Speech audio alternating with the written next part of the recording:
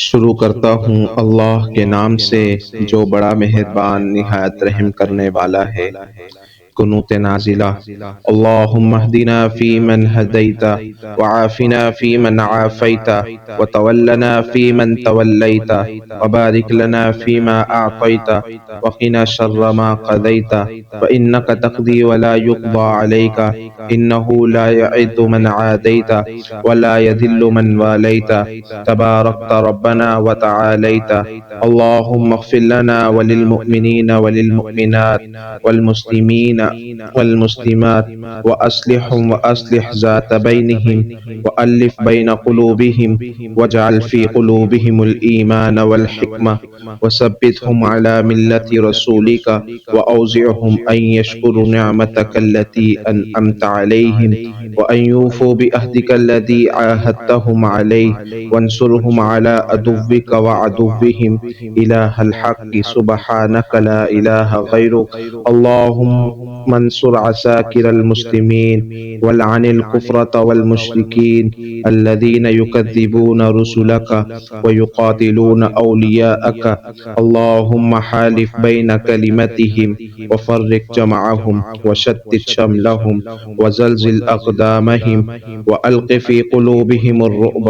وخذهم أخذ عزيز مقتدر وأنزل بهم بأسك الذي لا ترده عن قومك المجرمین۔ ترجمہ: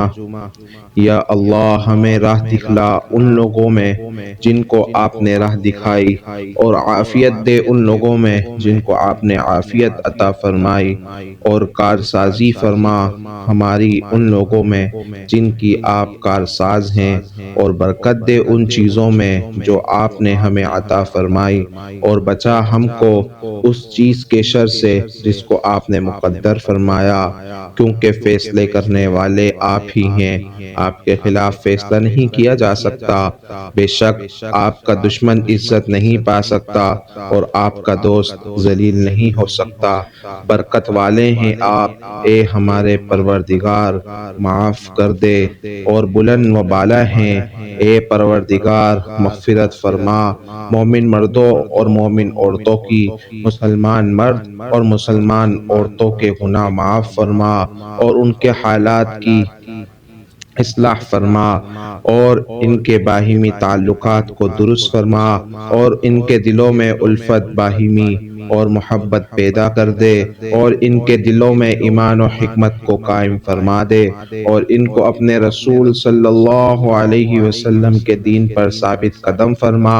اور توفیق دے انہیں کہ شکر ادا کریں تیری اس نعمت کا جو تو نے انہیں دی، اور یہ کہ وہ پورا کریں تیرا وہ عہد جو تو نے ان سے لیا،